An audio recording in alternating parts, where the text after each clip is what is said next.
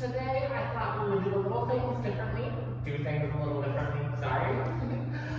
And I was going to go through common variations and modifications that you guys can do.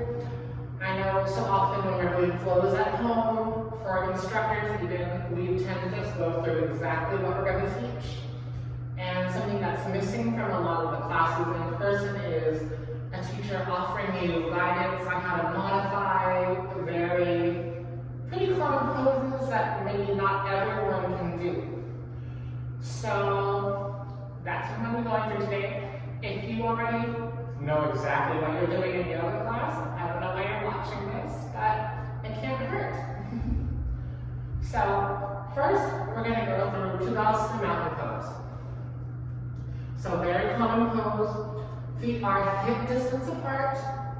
Now, very common in this is that hip distance. A lot of people tend to think their hips are ginormous. They're not. So look straight down. It's probably a lot smaller than you think.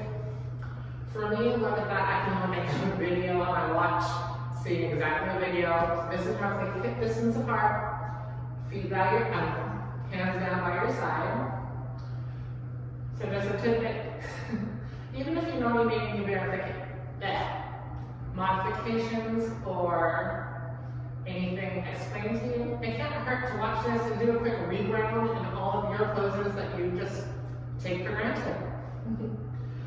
So once you're in Tadasana mountain pose, you are pressing all four corners of your feet down. I know some teachers like to have you lift all 10 toes up, that way you can really feel your ball in each of the corners of your feet pressing into the mat, and then slowly gripping each toe back down into the mat. Your crown of the head is reaching up, nice tall spine. A lot of times teachers like to have you close your eyes and breathe here, set intentions.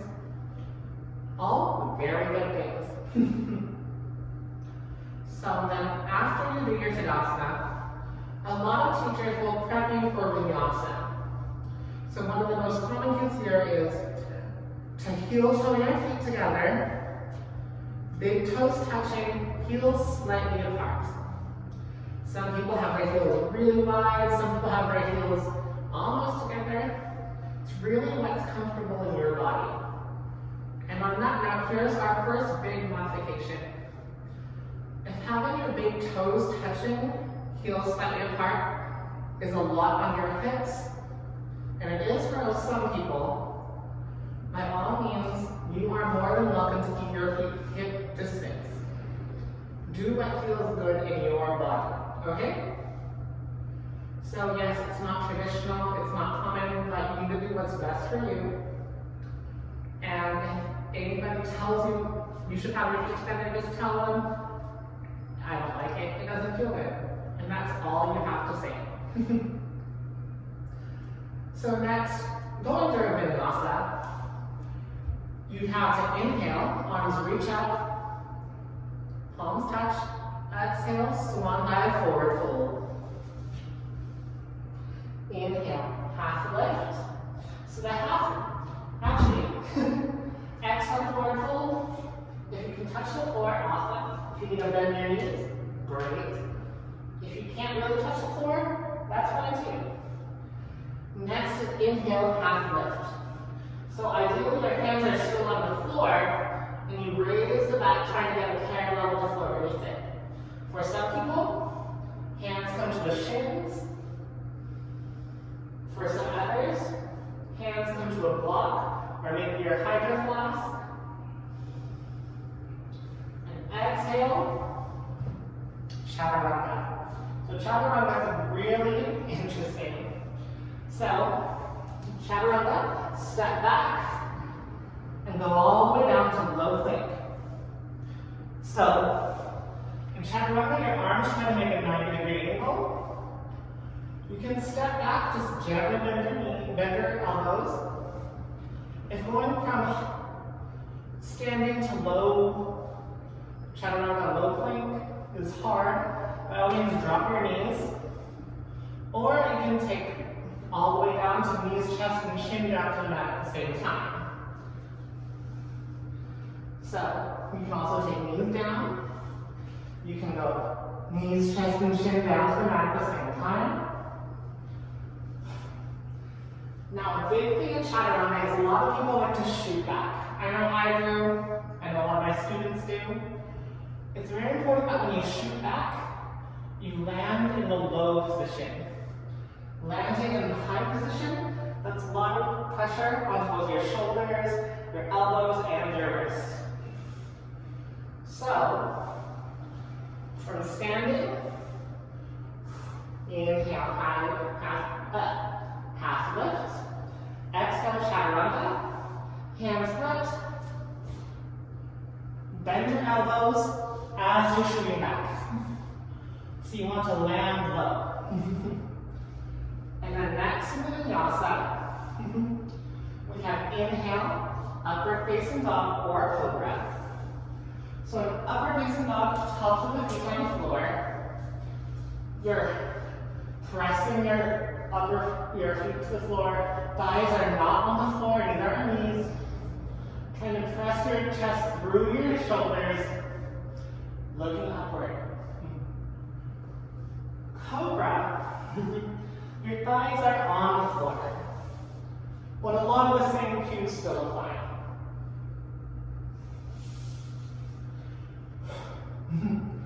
Then of course next, it's everyone's favorite active resting pose, downward facing dog, Adho Mukha.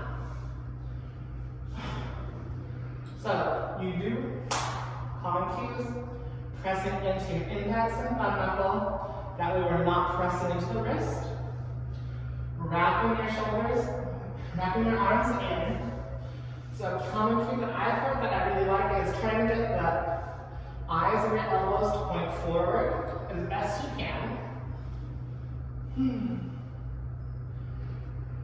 Trying to keep a nice long flat back. Pressing your hips upward. And if you have to bend your knees to lift your hips a little bit more, then that's what you do.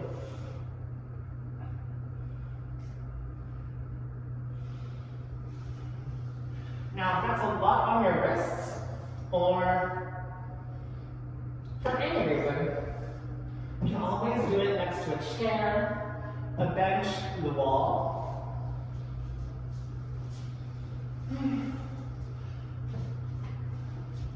And press. So you're not just resting, you're pressing into it, still finding that nice long back. I know one of my teachers calls it half a down dog, which, oh well, it's still a down dog, it's still had it, even if he's at half. So on the wall, pressing into the wall, making a capital L-shaped body with your body. Breathing in.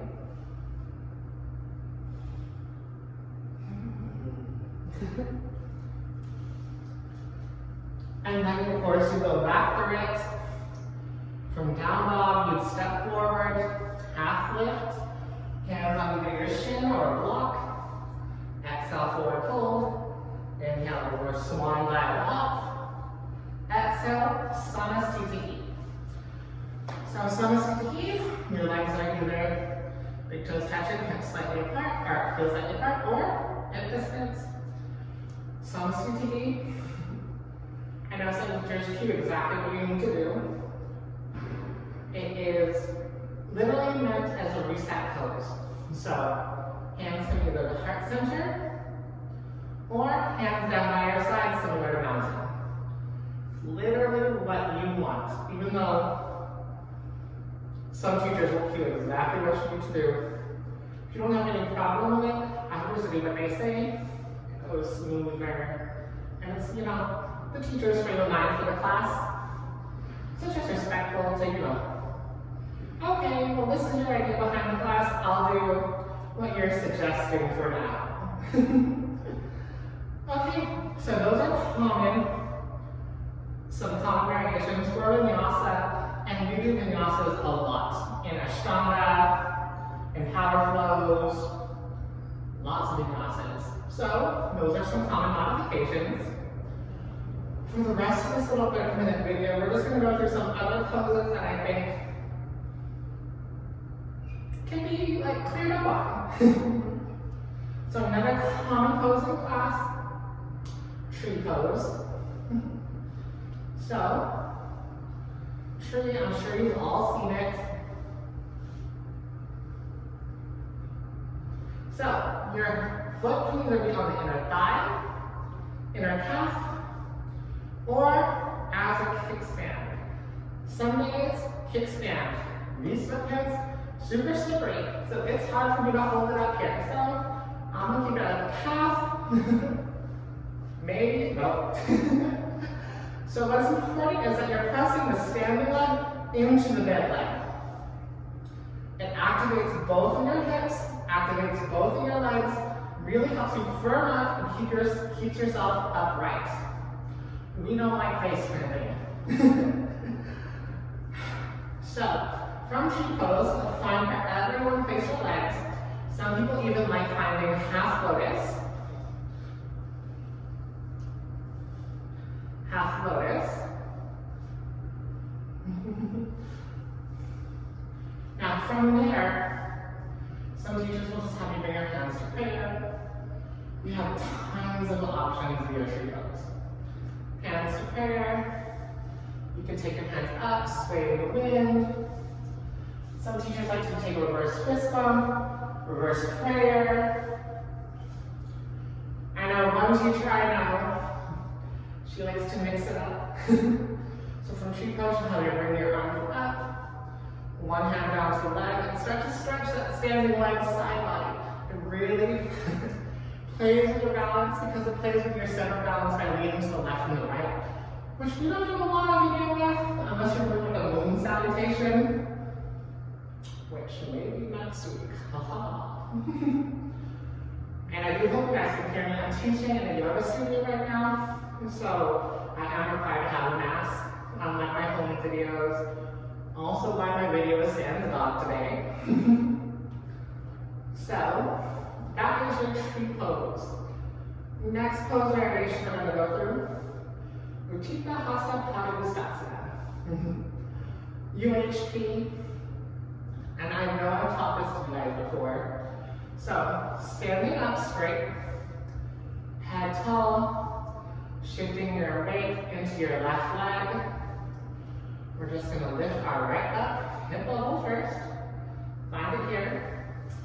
Flex your foot, doing your best Captain Morgan impression. And now this is where we like to do either hug your knee into your chest or take your peace fingers around your big toe.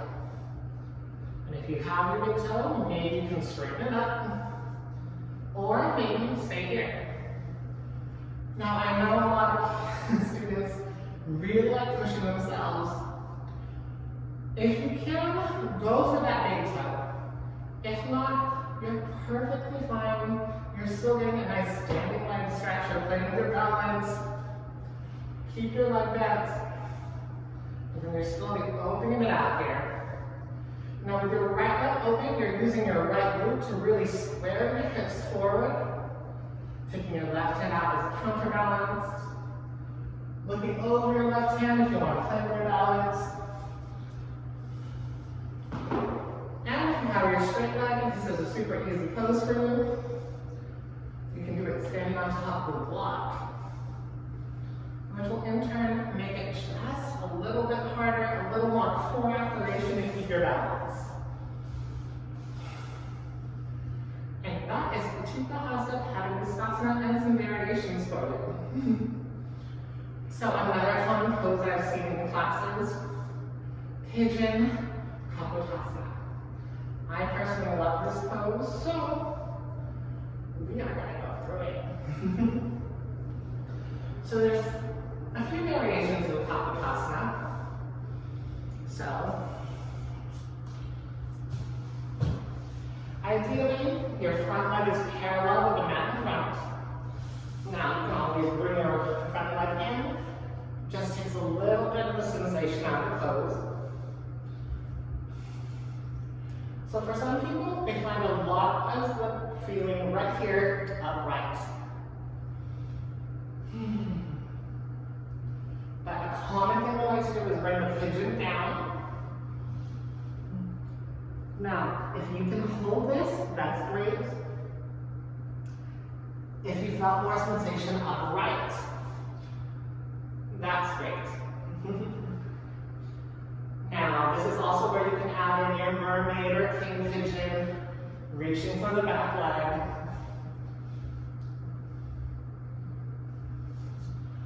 Now, I did say I was going to provide modifications. So, I do not have some students where this just horrible. So, the common modification point, we're going to lay on our back. So, laying on your back, bend your knees like you're going to go into bridge, but you're not. Maybe later. Lift your right leg straight up. Place your right ankle across your left thigh. And gently place your right hand on your inner right thigh. And just press lightly. So from here first, we're just opening up the hip a little.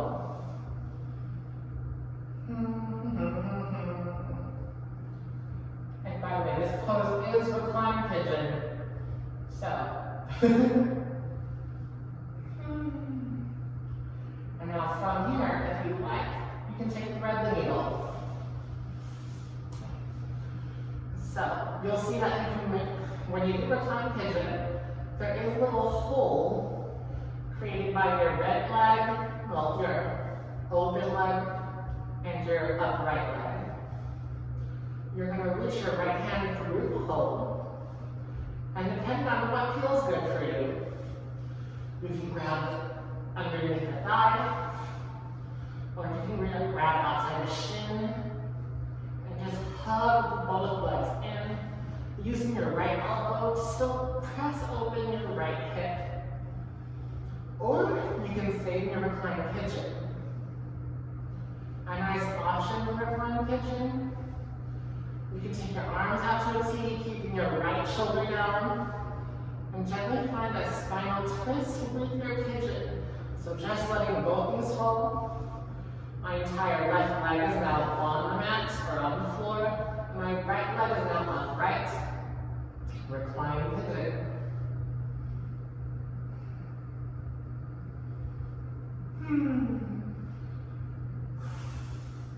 Nice deep breaths in and out. So these are some very, very accessible pigeon modifications.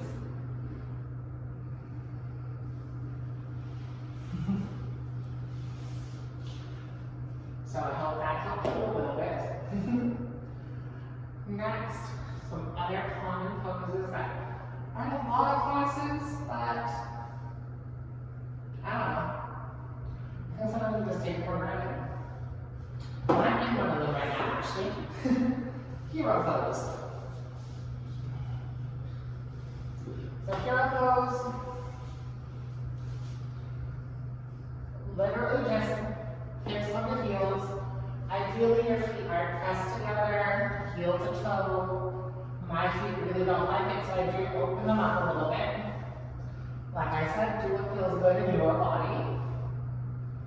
If this really doesn't feel good on your body, this is where a block comes in handy. Right there. And you can have it upright, whatever setting. And this is also the same as for reclined hero. So, in reclined hero, you actually open up your feet, knees together, and you just start to bring yourself backwards. Now for some people, they only go up to this far back. I'm on the floor, my feet really don't like it, but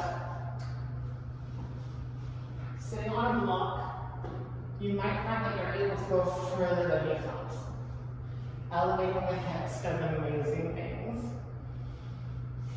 One big example is when we're doing our seated folds. So seated folds, whether you're in crisscross applesauce, easy seated pose, or if your legs are wide, a common thing is fold forward. And you might find that you don't go that far. No one cares. Go as far as you can. But sitting on top of the block, this is a common modification. It adds just a slight pelvic tilt, helping you to get some mobility into your lower back, hopefully pressing you forward just a little bit more. So, block, pillow, whatever you really want, honestly. So, that is a common modification for any seated poses. So, next, we're going to do another seated poses. I wish I had a strap, but it's okay. So, once more, you can sit on the block if you need. Common pose, Paschimottanasana. Forward fold, it's a seated forward fold. So in this pose, we want to keep our feet flexed, toes facing straight up. Ta-da! And you're going to reach up, and you're going to go for piecing this around the big toes. Now you want to lead with the chest to keep it active. This way you get more movement on the low back. If you want to be a little more relaxing, you allow yourself to melt forward. Completely different. Same thing. Now, if you had a strap, you can place a strap around your feet.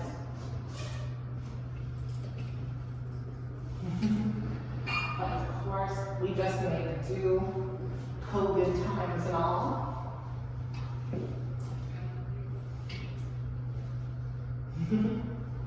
So, by using a strap or a sleeve or a towel, literally anything you can grab, still leave your chest, fold forward. Using this, I can keep my legs straighter. It gets more of a hamstring stretch added into this pose. If you don't have a strap, then move a little or a lot. The hamstring is a bonus in this stretch. We're really looking for the back. So see if you can really get some movement out of the low back. A lot of times we forget about that low back and we tend to use the upper back's hinging motion. Straps are awesome, by the way. Or towels or whatever. So, keeping your toes upright, really activating your legs.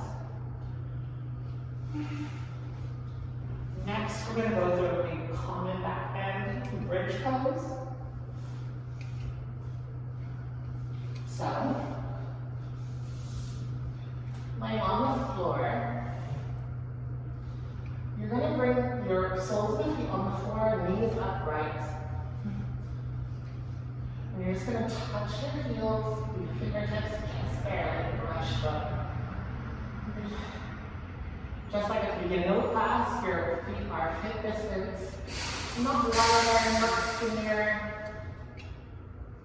Need to be wider. Okay, it's not really a thing, but go ahead. From here, you're going to press into the mat with your feet, lift your hips up and away. If you want to increase sensation, you could wrap your shoulders underneath you, interlace your fingers, press them into the mat, lifting your hips up and away. Now, the modification here, grab your block, and you take the restorative version of bridge pose. So, it'll be under your seat bone. Find wherever you want it. If it's uncomfortable, it's in the wrong spot. You have a block. You can turn it to low, medium, or high. Find whatever setting feels good on your body. And you hold your bridge.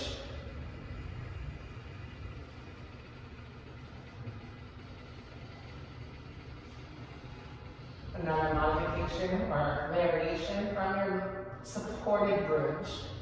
You can also straighten your legs and find your supported savasana.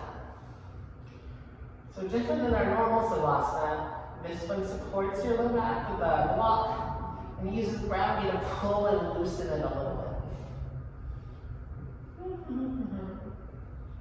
Checking the time. Okay. So we have time for 1 or 2 more poses. A common pose that I've seen in some of the online classes is our shoulder stand. Feet above hips, above shoulders.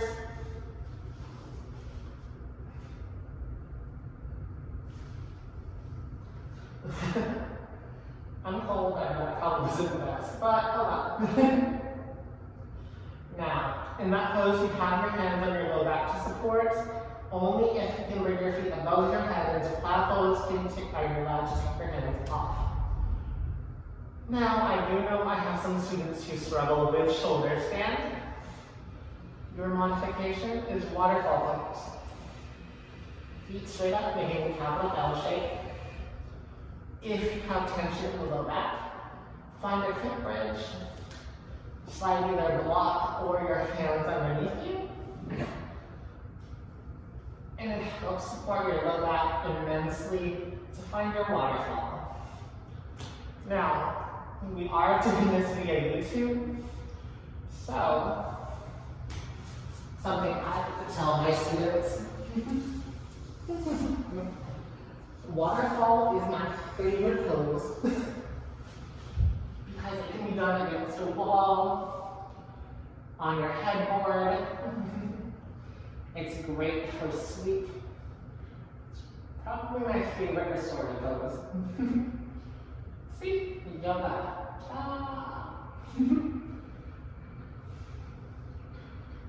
You can reach out in this pose. You can do whatever you want with your hands. It's not really the thing. And just let yourself rest. Let the blood flow. Let gravity do a lot of the work that your heart usually has to.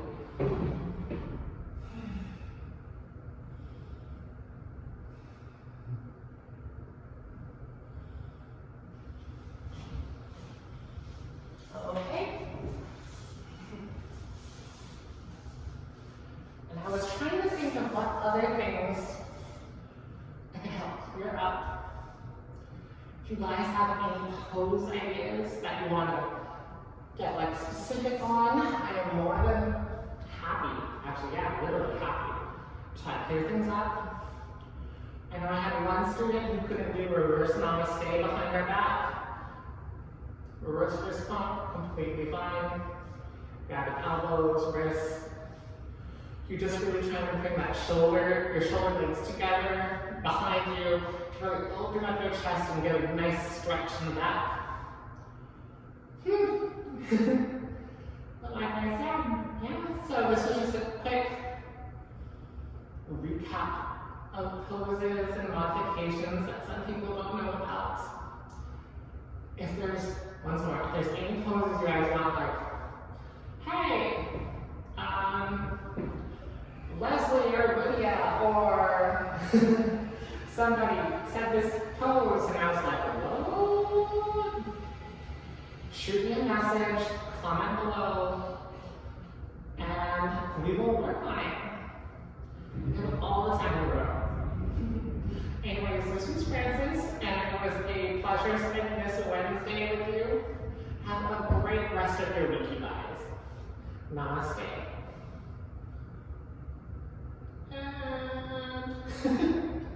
And now we namaste.